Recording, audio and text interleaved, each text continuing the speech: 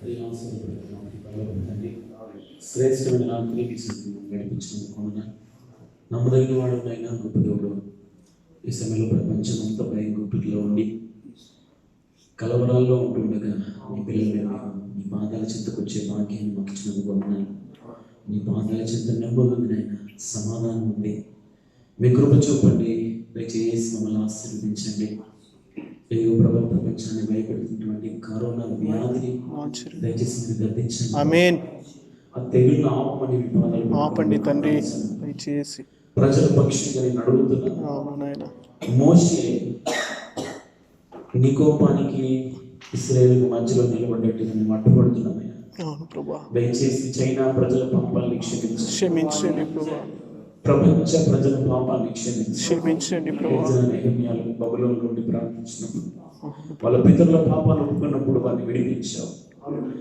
దయచేసి తెగులను గద్దించండి ప్రభా. బాధలు పడుకున్నాడు దెబ్బ మాకు తగులుతున్నాయి. అవును తండ్రి, దయచేసి మీ ఉగ్రతను మీరు ఆపవేయండి తండ్రి. మీరు తప్ప మాకు ఎవరు దిక్కు లేదు. అవును తండ్రి, నీకు స్తోత్రాలు. దయచేసి మీ కృప చూపమని అడుగుతున్నాను. అందరినీ మీరు ఆశీర్వదించండి. ఈ సమయంలో నీ పిల్లలుగా నీ కుమారులుగా ఆ కరోనా వ్యాధి యేసు నామములో గద్దించండి. ఆమేన్. మీ పిల్లలు మీ మీద నీతిస్తాం. అవును తండ్రి, నీకు స్తోత్రం. మీ పిల్లలు రొట్టెను అడిగితే రాతినిచ్చిన, చేపను అడిగితే పామునిచ్చిన అని మీరే ప్రశ్నించాలి.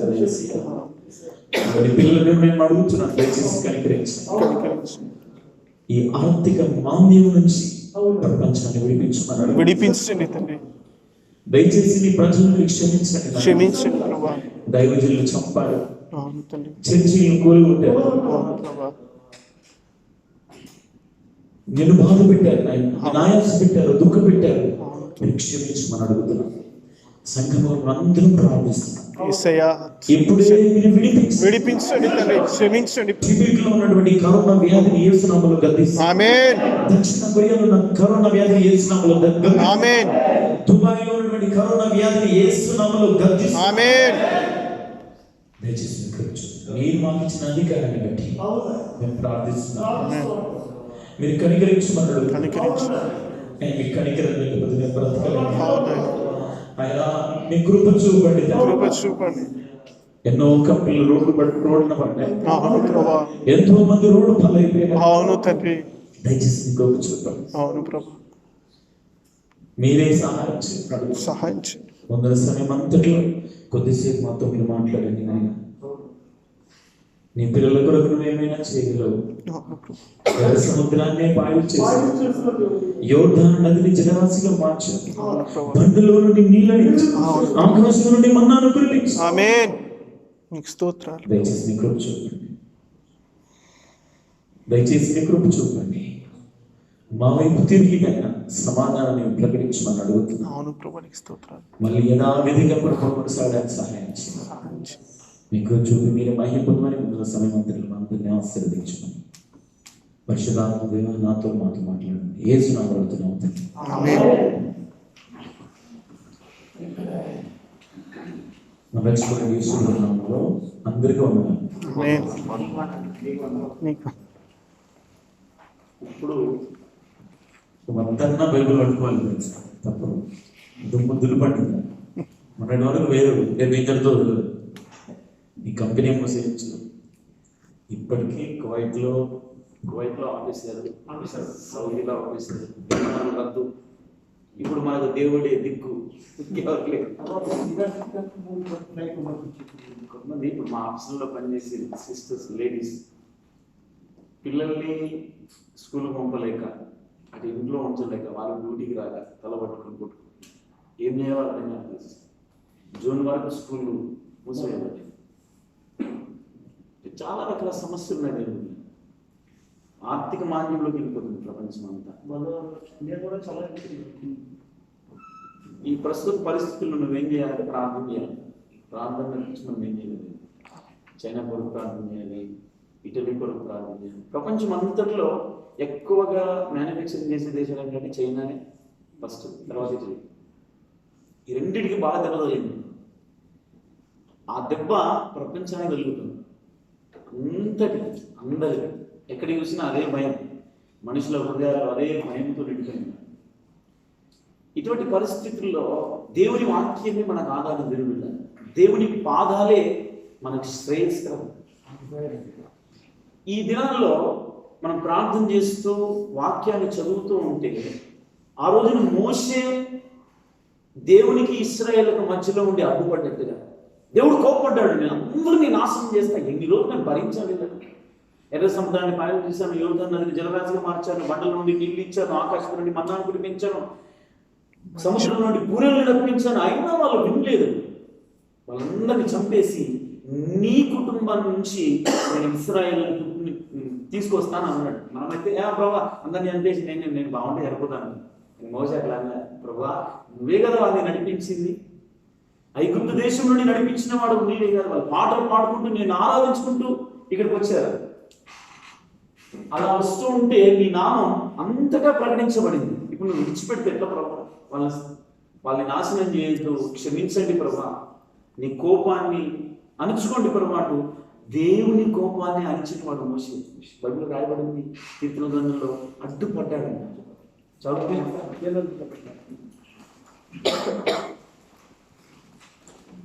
కీర్తనల గ్రంథం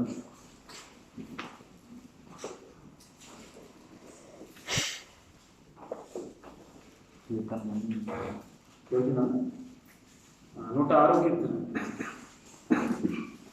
23 వచ్చింది. చెప్పాను చాలా కన్నడంలో కాదు, తెలుగులో. 106 కీర్తన 23 వచ్చింది. అప్పుడు ఆయన నేను వారిని నశింపజేసేవాను, అయితే ఆయన వారిని నశింపజేయకున్నట్లు ఆయన కోపం చల్లార్చుటకై ఆయన ఏర్పరచుకున్న మోషే ఆయన సన్నిధిని నిలిచి అడ్డుపడెను. ఇంటున్నారా? మీకు అర్థం హల్లెలూయా. దేవుడు కోపపడ్డాడు. దేవుడు పిల్లలు ఇంకా ఉన్నప్పుడు యాకోబుని మంచిగా గారాబాన్ని వింటాం. మనం ఏది కావాలంటే అది వింటాం. వాళ్ళు గారాబాన్ని జీవికి ఎత్తారు, ఏమయ్యేస్తారు. కొన్నిసార్లు కోపం తెచ్చినట్టు చేస్తారు, చెంపమీగలు ఎత్తాం కదా.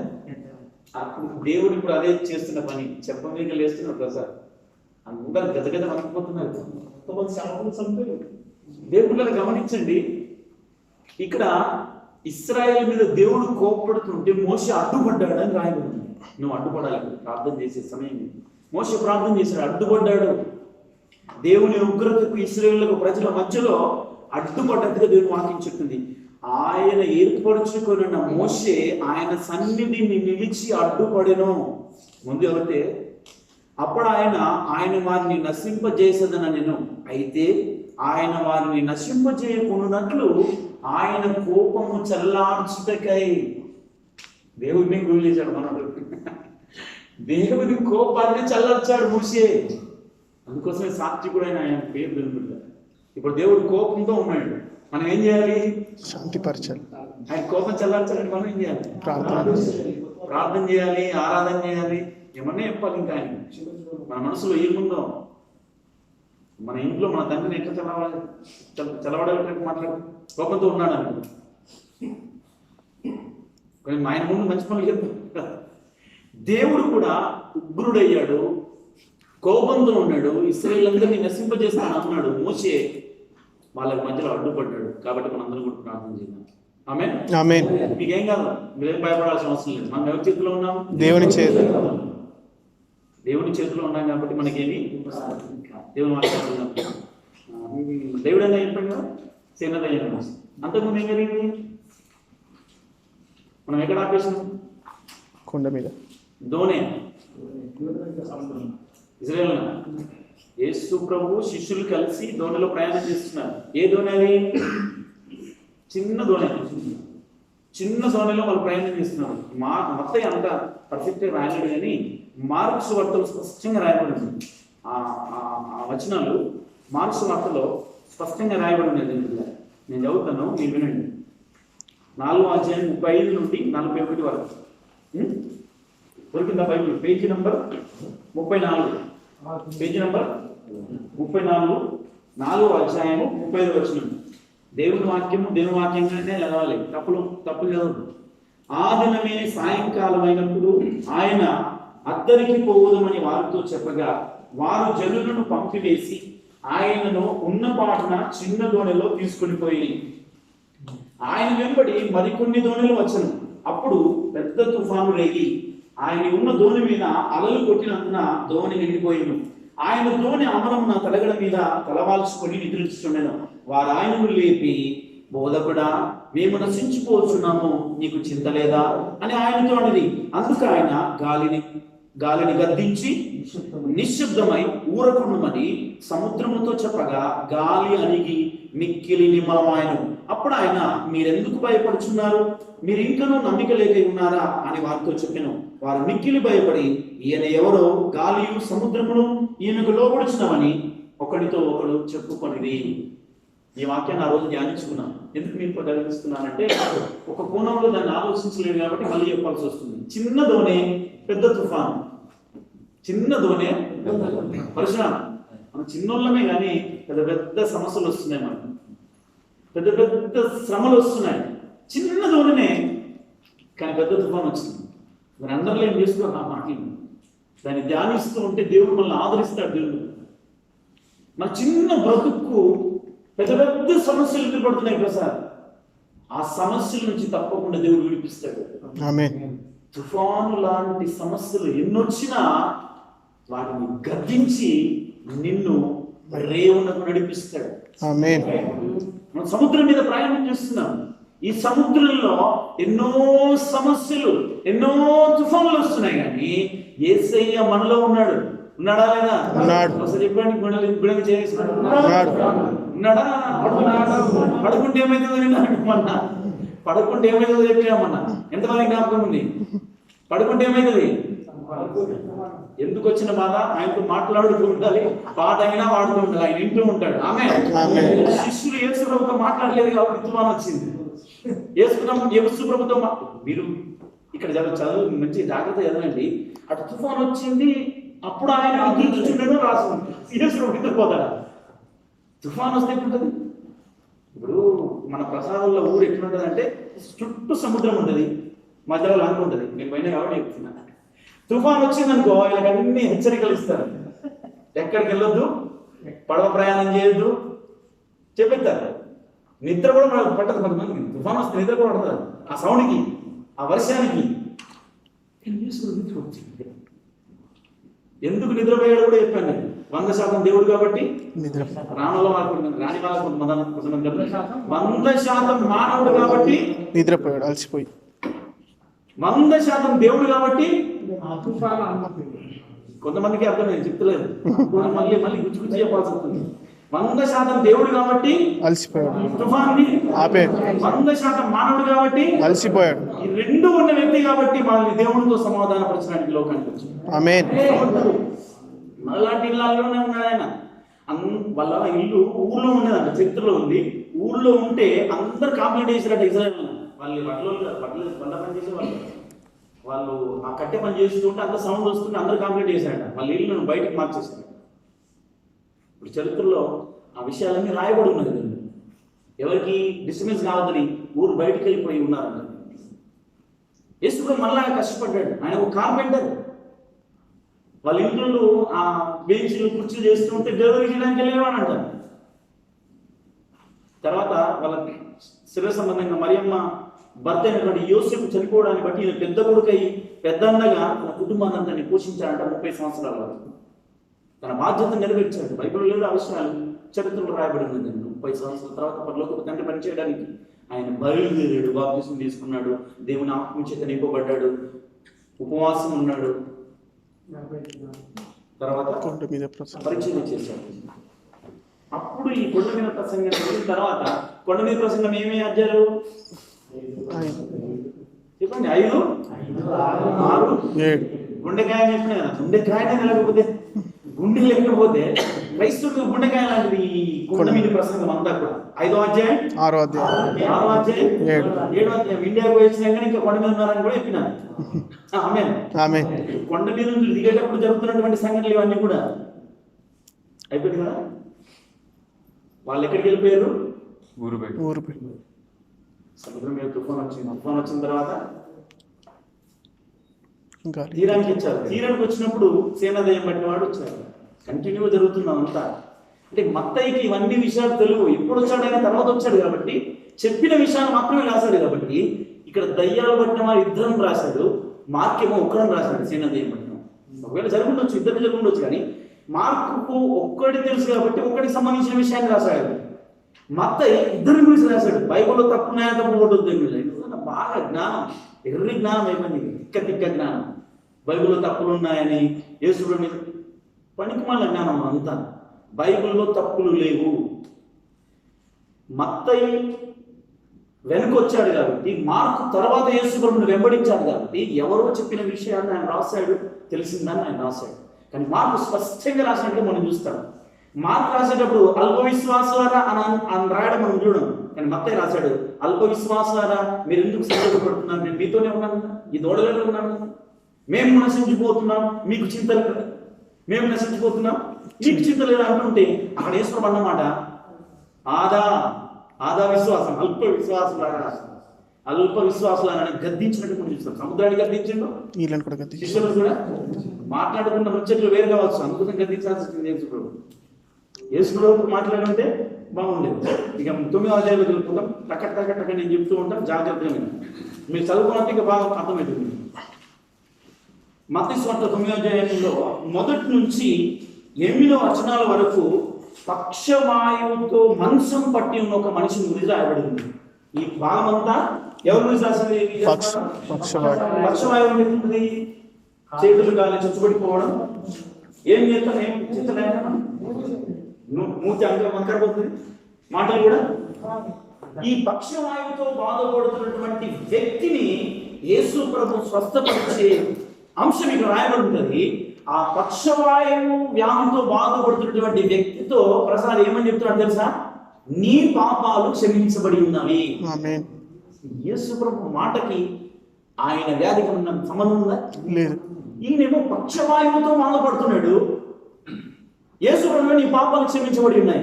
యేసు ప్రభు యొక్క మాటల అర్థం ఏంటంటే ఈయన చేసిన పాపాలను బట్టి పక్షవాతం వచ్చింది. ఆయన చేసిన పాపాన్ని బట్టి పక్షవాతం వచ్చింది. అప్పుడు అసలు ఎందుకు నీ పాపాలు వచ్చింది? ఆయన ఒప్పుకున్నాడు. నేను పాపని ఒప్పుకున్నాడా? పశ్చాత్తాపడ్డా? ఆయన పక్షవాయువు కలిగినటువంటి వ్యక్తి యొక్క మనస్సు ఇరిగిన వాడు కాబట్టి ఆయన మనస్సులో ఉన్న పశ్చాత్తాపాన్ని చూసినటువంటి యేసయ్య నీ పాపాలు క్షమించబడి ఉన్నవి అని అనుకుంటున్నాడు. యేసు ప్రభు చూపులోనే ఉంది. ఆయన చూస్తే చాలు మనం పశ్చాత్తాపడతాం. పక్షవాయువు గల వ్యక్తిని చూడడంతోనే హృదయంలో పశ్చాత్తాపడుతున్నాడు కాబట్టి నీ పాపాలు క్షమించబడి ఉన్నవి అని చెప్పగానే శాస్త్రులు, పరిసయ్యులు, సద్దుకాయులు వాళ్ళందరూ ఏమనుకుంటున్నారు? మనసులో అనుకుంటున్నారు, ఈయనెవరు పాపాలు క్షమించడానికి? వాక్యం కూడా దేవుడు ఒక రకంగా మాట్లాడుతుంటాడు, మన మనసులో ఇంకొక రకమైన ఆలోచనలు వస్తాయి. దేవుని వాక్యానికి విరోధ భావాన్ని కలిగించే ఆలోచనలు. ఆ ఆలోచనలైనటువంటి దేవుడు పరిశీలనతో సద్దుకాయులతో ఆయన అంటున్న మాట ఏంటంటే, వాళ్ళ హృదయాన్ని ఎరిగిన వాడు కదా దేవుడు. వాళ్ళు ఏం ఆలోచిస్తున్నాడు హృదయంలో? మీరెందుకు మీ హృదయాలలో దురాలోచనలు చేస్తున్నారు? ఎందుకు దురాలోచన చేస్తున్నారు? నీ పాపాలు క్షమించబడి ఉన్నామని చెప్పడం సులభమా? నీ మనసు ఎత్తుకుని లేచి నడవమని చెప్పడం సులభమా అని ప్రశ్నిస్తుంటే నోరు మూసుకొని వస్తుంది, సమాధానం ఇవ్వట్లేదు. అప్పుడు యేసు వెంటనే ఆ పక్షవాయువు గల వానితో నీవు లేచి అన్నారు. మాట్లాడండి. గంటలు ముద్ద పప్పులాగా కూర్చోవద్దు. చెప్పు. నీవు మనసు ఎత్తుకుని మీరు ఆలోచన మీరే అంటున్నారు, మీరు లేచి మంచం ఎత్తుకొని వస్తారు. సాధ్యమా? విశ్వాసం చేసే పని దేవుడు చేయాలి అనడమే కాదు, నీలో నుంచి ప్రారంభం కావాలని యేసు ప్రభు అంటున్నాడు. నీ మనసు ఎత్తుకొని నీ పరిపెత్తుకొని లేచి నిలవమని చెప్పగానే ఆయనలో ఉన్న విశ్వాసం, యేసు ప్రభు మాట వినగానే వినడం వల్ల విశ్వాసం కలుగును, కాబట్టి యేసయ్య మాట వినగానే విశ్వాసం కలిగింది. ఆయన లేచి పరిపెత్తుకొని నడిచాడు. మొన్నటి వరకు పరుపు మీదనే పడుకున్నాడు, ఇప్పుడు ఆ పరుపు మీద ఎత్తుకున్నాడు. రెండు చేతులు పైకి ఎత్తుకున్నాడు. హల్లెలూయా. నీ సమస్య ఏదో అది పైకెత్తబడాలి. ఆమేన్. దాన్ని విడిచిపెట్టు. ఆమేన్. మనలో ఉన్నటువంటి బరువునంతా కూడా దించాలి ఆయన దగ్గర. ఎంతసేపు మనమే వస్తాం? మన సమస్యలన్నిటినీ కూడా ఆయన పాదాల చెంత దించాలి. వేరుకుంట నీ సమస్య ఏదో ఆయన ఇచ్చేసింది. పరిపెత్తుకుని లేచి నడవగానే లేచి నడిచేస్తాడు. దేవుని మహిమపరచాడు. ఆమేన్. దేవుని మహిమపరచడానికి దేవుడు స్వస్థతని ఇస్తాడు. దేవుడు తాగడానికి, తాగి తందనాలు ఆడడానికి దేవుడు స్వస్థపరచడు. ఇష్టం వచ్చినట్టుగా నువ్వు జీవించడానికి కాదు దేవుడు నీకు నీ సాలను ఇంక్రిమెంట్ చేసేది. దేవుడు ఎందుకు నిన్ను ఆశీర్వదిస్తున్నాడు? ఆయనను మహిమపరచడానికి దేవుడు నిన్ను ఆశీర్వదిస్తున్నాడు. అయిపోయిందా? అర్థమైనట్టేనా? రెండో భావంలోకి వెళ్దామా? మొదటి భావం మేము నేర్చుకున్నాం. ముందుకెళ్తాం. పక్షవాయువు గల వాడితో దేవుడు ఆయన మాట్లాడాను, స్వస్థపరిచాడు, కాలు ఎదురు పడిపోయిన అతన్ని బాగు చేశాడు. బాగు చేశాడు. రెండో భావంలోకి వెళ్తున్నాం. ఇక్కడ 9-10 వచనాల్లో మనం గమనిస్తే మత్తయిని పిలవడాన్ని మనం చూస్తున్నాం. దేవుడు మత్తయిని పిలుస్తున్నాడు. ఏమని? శిష్యుడిగా. మనందరం విశ్వాసంలో కూర్చున్నాం. దేవుడు మళ్ళీ పిలిచాడా లేదా? పిలిచాడు కాబట్టి వచ్చాం. పిలిచాడు కాబట్టి వచ్చాం. దేవుడు మనందరం కూడా పిలవడం దేవుడు. మత్తయి కూడా ఎక్కడున్నాడు? యేసును పిలిచేటప్పుడు అంటే సుంకపు గుత్తదారుడుగా అక్కడ కూర్చున్నాడు. ఆ రోజు మనం చెప్పాను కదా, సుంకరి గురించి చెప్పేటప్పుడు ఏం చెప్పాను?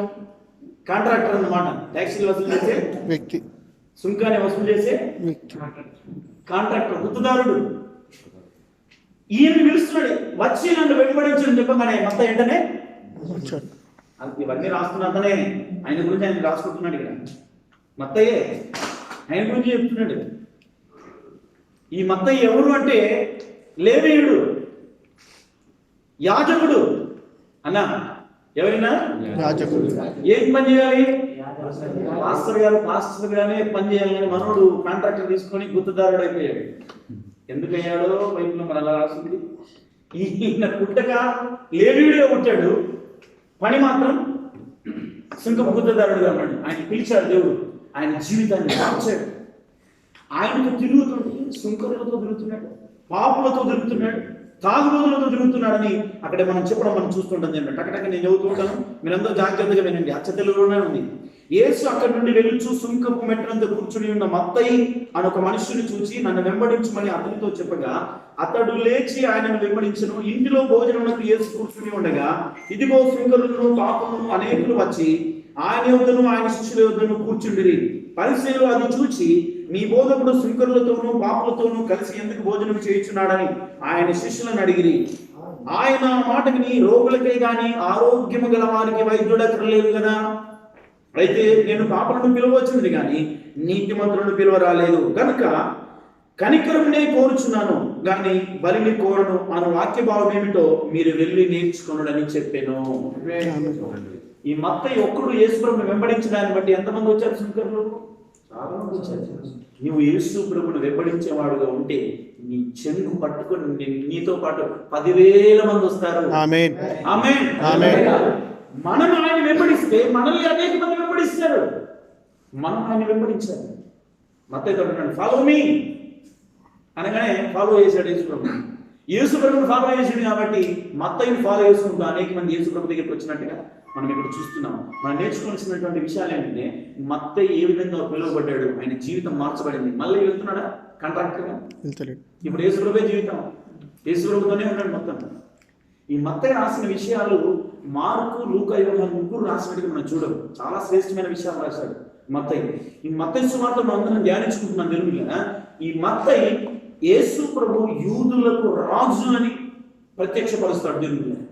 యేసు ప్రభు ఎలా తన రాజునికాన్ని చేశాడో అనే విషయాన్ని మత్తయి సువార్త అంతట్లో కూడా చెప్పడం మనం చూస్తున్నాం. గమనించండి, నేను ముందుకు వెళ్ళిపోతున్నాను. 14వ వచనం నుండి 15వ వచనం వరకు ఒక ప్రశ్న ఉన్నది. మీ శిష్యులు ఎందుకు ఉపవాసము చేయరు అని అడుగుతున్నారు చాలా మంది.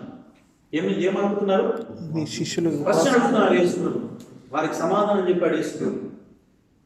14వ వచనం నుండి 15వ వచనం వరకు. అప్పుడు యోహాను శిష్యులు ఆయన యొద్దకు వచ్చి పరిసయ్యులు మేమును తరచుగా ఉపవాసము చేయుచున్నాము గాని నీ శిష్యులు ఉపవాసము చేయరు, దీనికి హేతువేమని ఆయనను అడగగా యేసు పెళ్లి కుమారుడు తనతో కూడా 2 కాలమున పెళ్లి ఇంటి వారు దుఃఖపడగలరా?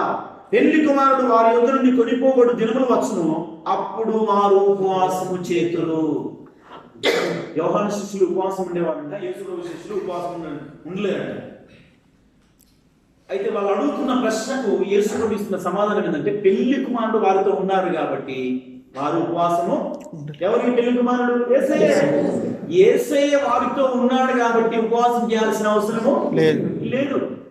యేసయ్య వెళ్ళిపోయే దినాలు, ఆయన కొనిపోబడే దినాలు వస్తున్నాయి.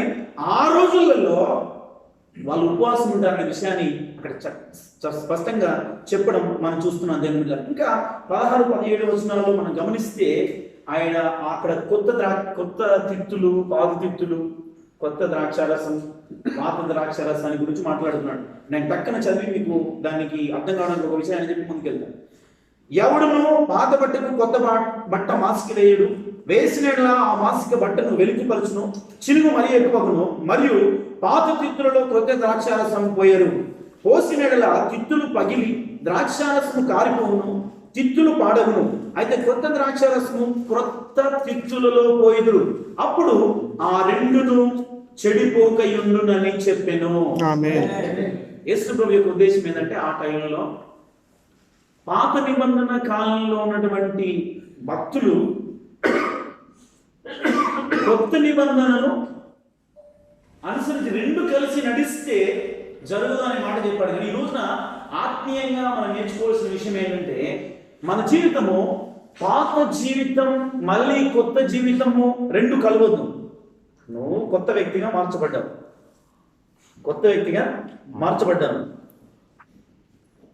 నీకు పాత జీవితాన్ని మళ్ళీ కొంచెం అంటుకట్టామనుకో ఎట్లుంటది? అది దేవుడికే అవమానం. నువ్వు కొత్తగా నూతనపరచబడ్డావు, మళ్ళీ తాగుడు స్టార్ట్ చేసావు అనుకో ఎట్లుంటుంది? అదే చెప్తున్నాను. పాత తిత్తులలో, తిత్తులు అంటే అర్థం ఏంటంటే బాటిల్స్. తిత్తులు అంటే అర్థం ఏంటి? ఇప్పుడు మనం బాటిల్స్ అంటున్నాం. ఆ తోలుతో చేయబడినటువంటి చర్మము పాత్రలలో ద్రాక్షారసాన్ని నింపేవారు ఆ రోజులలో. అభివృద్ధి పొందినాయి కాబట్టి బాటిల్స్ వచ్చినాయి, రకరకాల పాత్రలు వచ్చినాయి. అయితే ఆ ద్రాక్షారసాన్ని, కొత్త ద్రాక్షారసాన్ని పాత తిత్తులలో పోస్తే అవి పగిలిపోతాయండి. పాత తిత్తులలో పాత ద్రాక్షారసాన్నే పోయాలి, కొత్త తిత్తులలో కొత్త ద్రాక్షారసాన్నే పోయాలి. ఇది దాంట్లో పోసిన, అది దీంట్లో పోసిన ప్రమాదం అని అక్కడ చెప్పడం మనం చూస్తున్నాం. దేవుడు ఎవడైనా ఒకటే విషయాన్ని చెప్పి ముందుకెళ్తాను నేను. ఎవడైనా క్రీస్తునందున్న యెడల వాడు నూతన సృష్టి అయ్యాం. మళ్ళీ కొన్ని పాత తగిలించుకున్నాం అనుకో, సినిమాలని, సినిమా పాటలని, మొబైల్లో నింపుతున్నాయి చాలా మంది. మొబైల్ స్టేటస్లు కనబడుతుంది. మనలే ప్రాథమికతలు వాళ్ళ స్టేటస్లో పెట్టుకుంటారు. మరి మీరు పెట్టుకుంటున్నారా? మీరు మంచులేనండి, వేరే వాళ్ళు పెట్టుకుంటారు. సినిమా అంటే ఆరాధన గారు చెప్పిన ఒక మాట ఏంటంటే, సి అంటే సిగ్గులేదు, ఈ అంటే మా అంటే మానవత్వం లేనిది. ఈ 3 లేనిదాన్ని 3 ఉన్న నువ్వు ఇవ్వడానికి అప్పుడు టీవీలు ఉండేవని ఇప్పుడు అరచేతిలోకి వచ్చినాయని ఓపెన్ చేసుకోవచ్చు, చూడొచ్చు. పనికి మాని శ్రేష్టమైన జ్ఞానాన్ని ఈ బైబిల్లో దేవుడు ఇవ్వగా అనవసరమైన విషయాల్లో వెళ్ళిపోయి అనవసరమైన వాటిని మన హృదయంలో నింపుకొని అవమానపాలవుతుంది. దేవుడి నామం అవమానపరచబడుతుంది. పాత తిత్తుల్లో కొత్త ద్రాక్షారసం. నువ్వు పాత జీవితాన్ని మార్చుకోక ఎంత ఆరాధన చేసినా, ఎన్ని సపోర్ట్ పెట్టినా, ఎన్ని ప్రసంగాలు చేసినా నా లెక్క ఏం ప్రయోజనం లేదు. ఆ దేవునికి అవమానమే. పూర్తిగా నువ్వు మార్చబడాలి. ఆమేన్. నేను ముందుకు వెళ్ళిపోతున్నా. 18వ వచనం నుండి 26వ వచనం వరకు ఇక్కడ 2 వ్యక్తుల గురించి రాయబడి ఉంది. సాయి 2 వ్యక్తుల గురించి రాయబడి ఉంది. 12 ఏళ్ల నుండి రక్తస్రావం కలిగినటువంటి ఒక స్త్రీ, ఇంకోటి అధికారి కుమారుడు. నేను చదువుతున్నాను, టక్కటక్క అందరూ వింటారా? ఆయన ఈ మాటలు వారితో చెప్పుచుండగా, ఇదిగో ఒక అధికారి వచ్చి ఆయనకు మొక్కి, నా కుమార్తె ఇప్పుడే చనిపోయినది, ఆయనను నీవు వచ్చి నీ చెయ్యి ఆమె మీద ఉంచుము, ఆమె బ్రతుకునను. యేసు లేచి అతని వెంట వెళ్ళెను, ఆయన శిష్యులు కూడా వెళ్ళి. ఆ సమయమున ఇదిగో 12 సంవత్సరముల నుండి రక్తస్రావ రోగము కలిగిన ఒక స్త్రీ నేను ఆయన పై వస్త్రము మాత్రము ముట్టితే బాగుపడుతున్నది తనలో తాను అనుకుని ఆయన వెనుకకు వచ్చి ఆయన వస్త్రము చెంగు ముట్టెను.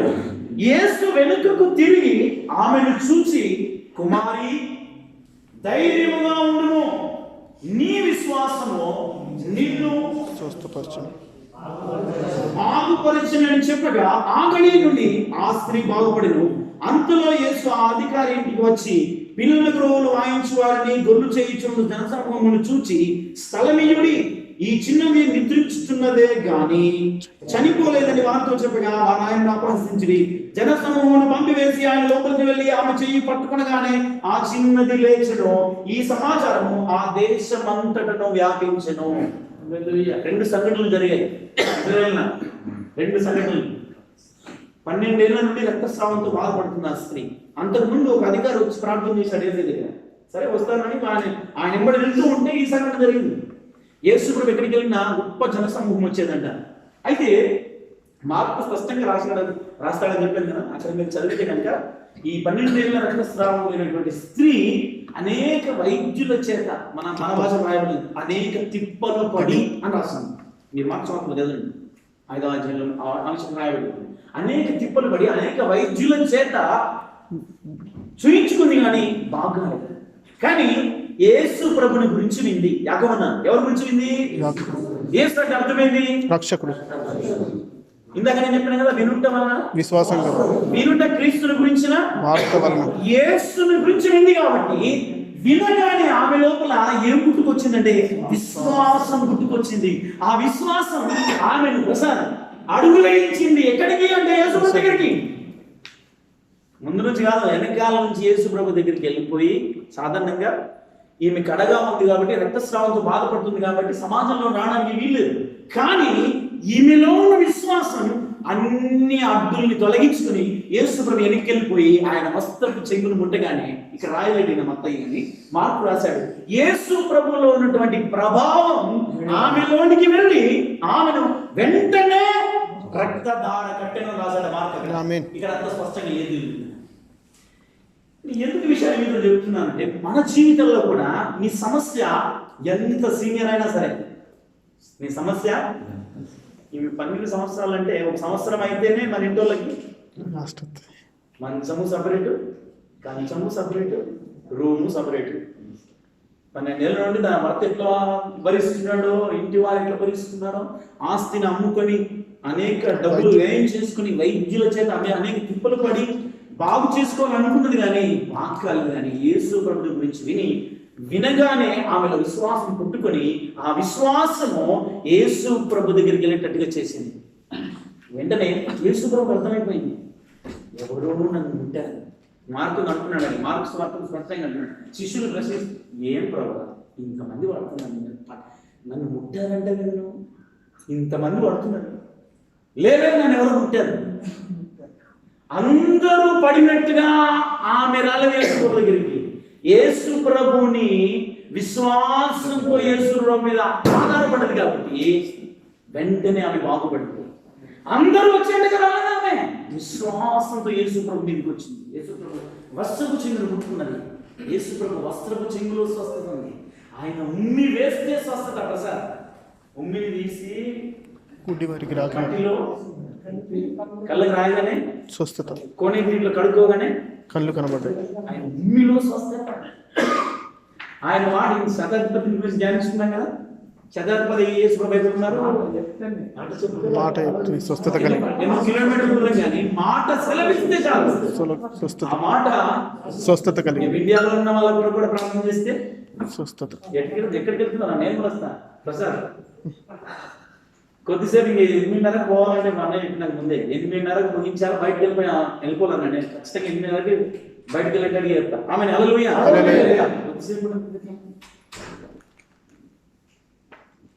గమనించండి దేవుని బిడ్డలారా, ఆమె బాగుపడ్డది. తర్వాత యాయిరు అని రాశాడు మార్కు. ఇక్కడ రాయలేదు, అధికారానికి మాత్రం రాశాడు. మార్క్ ఏమని రాశాడంటే, ఆమె అనారోగ్యంతో ఉన్నప్పుడు యేసు దగ్గరికి వచ్చాడు. కానీ మధ్యలో ఒక దాసుడు వచ్చి చెప్పాడు, నీకు మాకు చనిపోయింది, ఎందుకు బోధకుని శ్రమ పడుతున్నాను. కానీ ఇక్కడ అలాగే చనిపోయిందని చెప్పాడు. కానీ యేసు ప్రభు ఆ చనిపోయిన ఆ చిన్నదాన్ని లేపడానికి అక్కడికి వెళ్ళాడు. అక్కడ వెళ్ళి యేసు ప్రభు అంటున్న మాట ఏంటంటే, అక్కడ చాలా మంది పిల్లలకు మన దగ్గర ఇప్పుడు సమాధి చేసేటప్పుడు డబ్బులు కొట్టేవాళ్ళు తరలేదు, డబ్బులు పెట్టి. అప్పుడు ఆ రోజుల్లో యూదులు అలా పెట్టుకునే వారు ఉన్నవారేమో, వాళ్ళందరినీ బయటకు పంపించేసి యేసు ప్రభు చిన్నదాని దగ్గరికి వెళ్ళి వెంటనే ఏమన్నాడు కదా, చెయ్యి పట్టుకొని చిన్నదానా లెమ్మన్నాడు. మొట్టమొదటి ఏమన్నాడు, స్థలమీయుడి.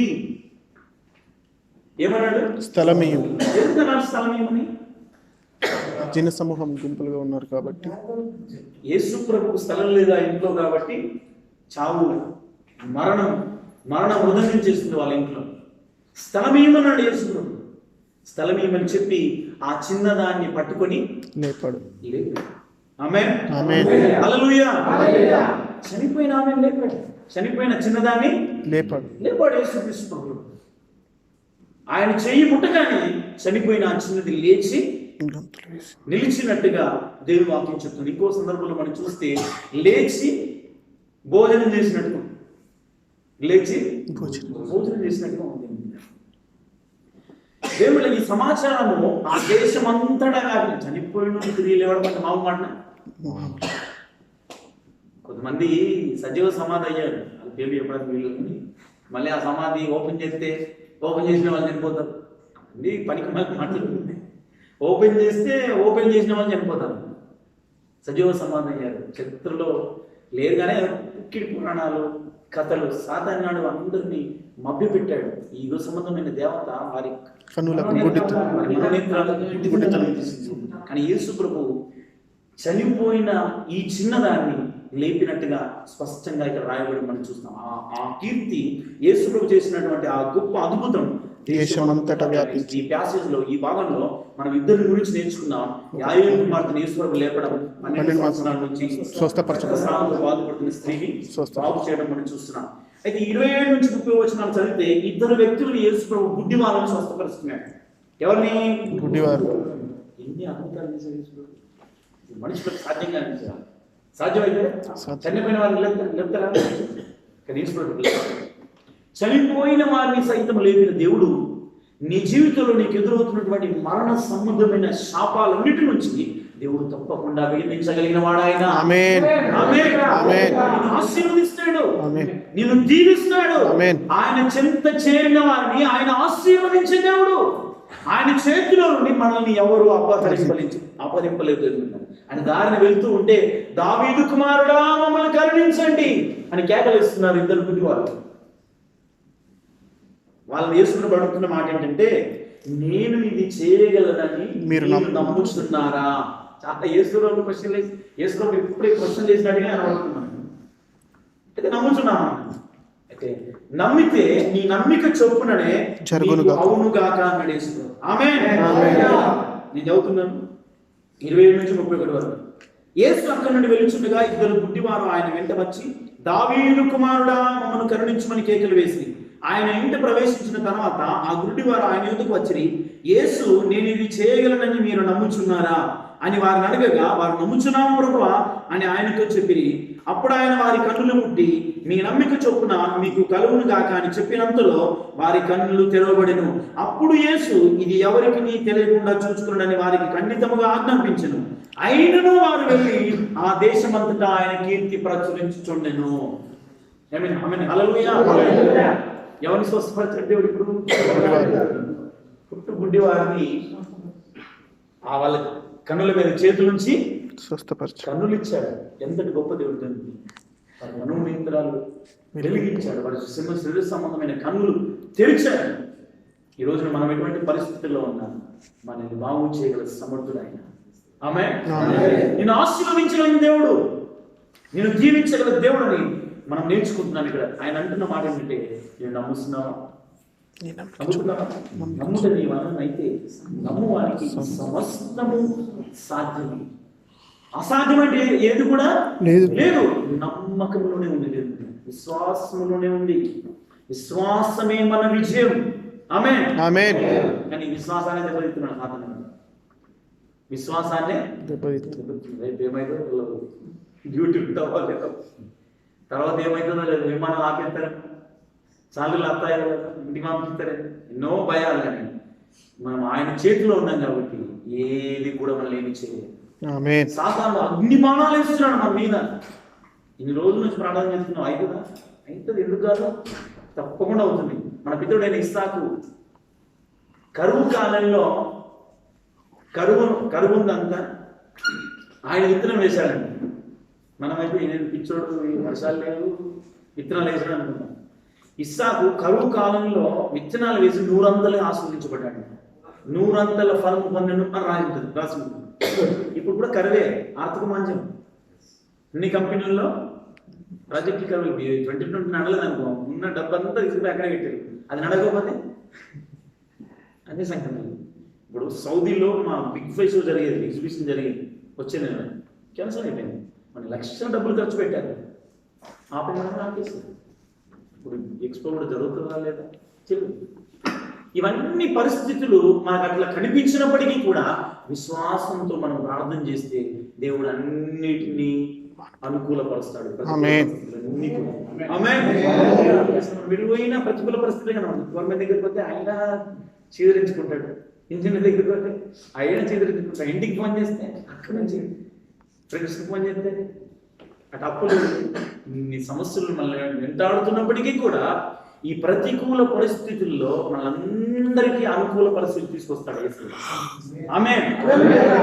యేసు నామములో ఈ సంవత్సరం సమృద్ధి సంవత్సరంగా మనకు ఉండును గాక. ఆమేన్. హల్లెలూయా. హల్లెలూయా. విశ్వాసంతో పలుకుతున్నటువంటి మనందరినీ దేవుడు దీవిస్తాడు. ఆమేన్. ఇంకొకటే భాగం ఉంది, నేను ఊహించి విడిచిపెడతాను. యేసు ప్రభు కనికర పడుతున్నటువంటి సందర్భం. యేసును ఆయన శిష్యులను వెలుచుండగా కొందరు దయ్యం పట్టిన ఒక మూగవాని ఆయన వద్దకు తీసుకుని వచ్చి దయ్యము వెలుగొట్టబడిన తర్వాత ఆ మూగవాడు మాట్లాడగా జనసమూహములు ఆశ్చర్యపడి ఇశ్రాయేలులో ఈలాగు ఎన్నడూను కనబడలేదని చెప్పుకొని, అయితే పరిసయ్యులు ఇద్దరు దయ్యముల అధిపతి వలన దయ్యములను వెలుగొట్టుచున్నాడని చెప్పిరి. యేసు ప్రభు కనికరం కంటే ముందు ఇంకోటి అద్భుతం జరిగింది. మూగవాడు మాట్లాడుతున్నాడు. మూగవాడికి దేవుడు ఏమని ఆజ్ఞాపించాడంటే ఆయన లోపల దయ్యాలు ఉన్నాయి, మాట్లాడుతూ చేశాడు. దయ్యాన్ని గద్దించాడు యేసు ప్రభు. ఇప్పుడు కూడా అన్ని చేసే దయ్యమే. ఏం చేసినా కూడా ఏ రోగమైనా ఏది మనం తీసుకొచ్చినా దయ్యం తీసుకొస్తాడు, దేవుడి నుండి దూరం చేయడానికి. దయ్యాన్ని గద్దించాడు యేసు ప్రభు. దయ్యాన్ని గద్దిస్తే అక్కడ పరిస్థితులు ఏమనుకుంటున్నాను, దయ్యములకు అధిపతులు. ఈరోజున లోకం కూడా మనల్ని రకరకాల అనుకుంటున్నాం. ప్రతిరోజు ప్రార్థన పోయి మనం ఎంతసేపు, మేము రూమ్ నుంచి ఎప్పుడో బయలుదేరుతాం, ఎప్పుడో వెళ్ళిపోతాం. మనం చూసి ఏమనుకుంటాం, లోకం అట్లా ఉంటుంది. పరిస్థితులు కూడా యేసు ప్రభు ఏమన్నారు అక్కడ, బయలుజీవులు పట్టిన వాడు దయ్యముల అధిపతి అని అన్నారట. కానీ యేసు ప్రభు వారిని స్వస్థపరిచినట్టుగా మనం చూస్తున్నాం. మూగవారిని స్వస్థపరిచాడు. నోటి మాటల్ని, రకరకాల వ్యక్తుల్ని, రకరకాల రోగుల్ని బాగుపరిచినట్టుగా ఈ 9వ అధ్యాయం అంతా మనం చూస్తున్నాము. చివరిగా 35 నుండి 38 వరకు యేసు వారి సమాజ మందిరంలో బోధించుచు, రాజ్య సువార్త ప్రకటించుచు, ప్రతి విధమైన రోగమును ప్రతి విధమైన వ్యాధిని స్వస్థపరచుచు సమస్త పట్టణముల యందును గ్రామముల యందును సంచారం చేసిన ఆయన జన సమూహములను చూచి వారు కాపురు లేని గొర్రెల వలె విసిగి చెదిరి ఉన్నందున వారి మీద కనికరపడి, కోత విస్తారమే గాని పనివారు కొద్దిగా ఉన్నారు గనుక తన కోతకు పనివారిని పంపమని కోత యజమాని వేడుకునుడని తన శిష్యులతో చెప్పెను. ఆమేన్. హల్లెలూయా. ప్రజలందరినీ చూసి కనికరపడి వాళ్ళందరినీ బాగు చేస్తున్నాడు. వాళ్ళందరూ ఎలా కనిపించారంటే కాపరి లేని గొర్రెల వలె. ఎట్లా కనిపించారంట? కాపరి లేని గొర్రె.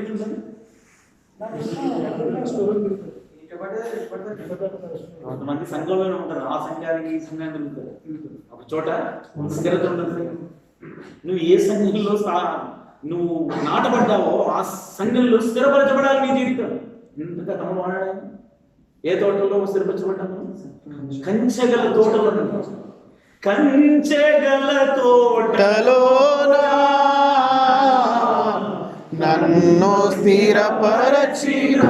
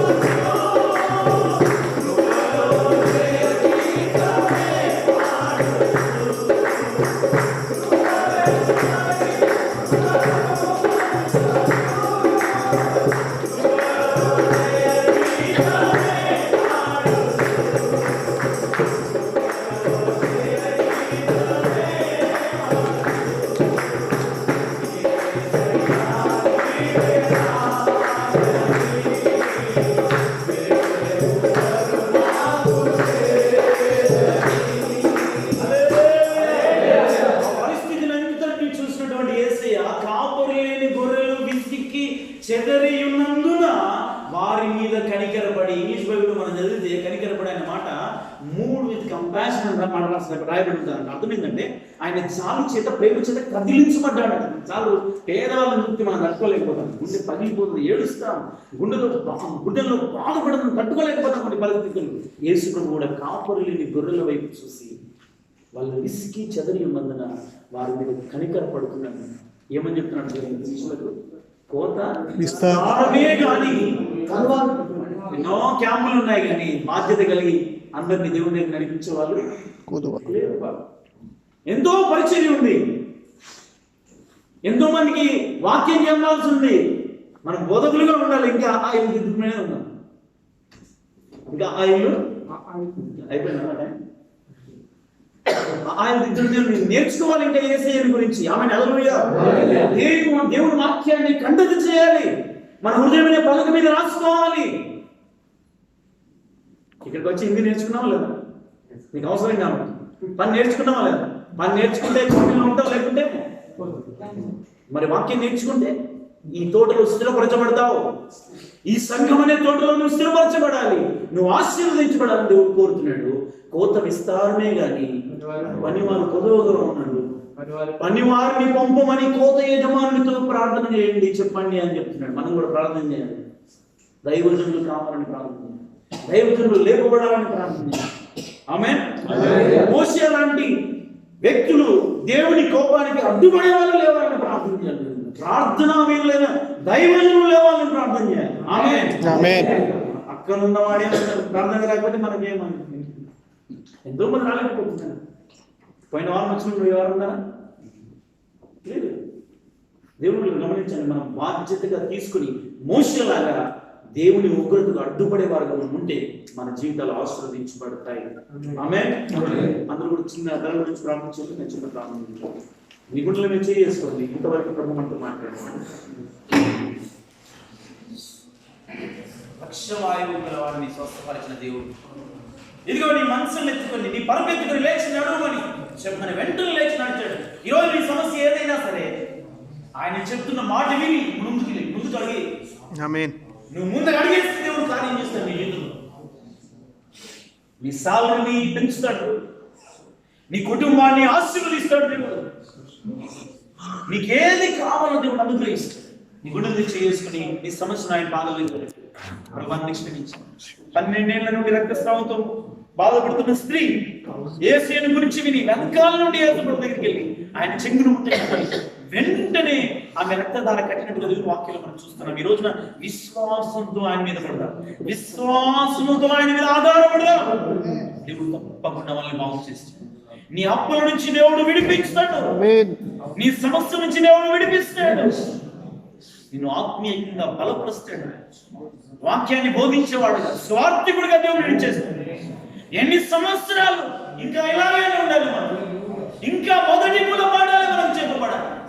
బలమైన ఆహారాన్ని తీసుకునే వారిగా మనం మార్చబడాలి. గుండె మీద చేసుకుంటాం. అందరూ నేను ప్రార్థిస్తున్నాను, నీ సమస్య ఏదైనా ఆయనకు చెప్పుకో, నేను ప్రార్థన చేస్తున్నాను. దేవుడు తప్పకుండా నేను స్వస్థపరుస్తాడు. నీ బాధ నుండి దేవుడు నిన్ను విముక్తి చేస్తాడు. 12 ఏళ్ల స్త్రీని కలిగినటువంటి రోగాన్ని స్వస్థపరిచాడు దేవుడు. పుట్టి నుండి మూగవారుగా ఉన్నటువంటి మూగవారిని స్వస్థపరిచిన దేవుడు. చనిపోయిన చిన్నదాన్ని స్వస్థపరిచిన దేవుడు, బాగు చేసిన దేవుడు, లేపిన దేవుడు నిన్ను బాగు చేస్తాడు. నేను ప్రార్థిస్తున్నాను, దయచేసి అందరూ తల మంచి ప్రార్థన చేద్దాం. ప్రభు నన్ను స్వస్థపరిచాను, నన్ను బాగు చేయండి అని ప్రార్థన చేద్దాం. నీ ప్రార్థనను బట్టి దేవుడు నిన్ను ఆశీర్వదిస్తాడు. నీ ప్రార్థనే నీ జీవితానికి ఆశీర్వాదం. నువ్వు అడగండి ఆయన ఏమి చేయడు, నువ్వు అడగండి ఆయన ఏమి చేయడు. ప్రభు నన్ను బాగు చేయండి, నా కుటుంబాన్ని లేవనెత్తండి, నన్ను ఆశీర్వదించండి. నేను ఆశీర్వదించబడాలి, యేసు నామములో నేను ఆశీర్వదించబడాలి.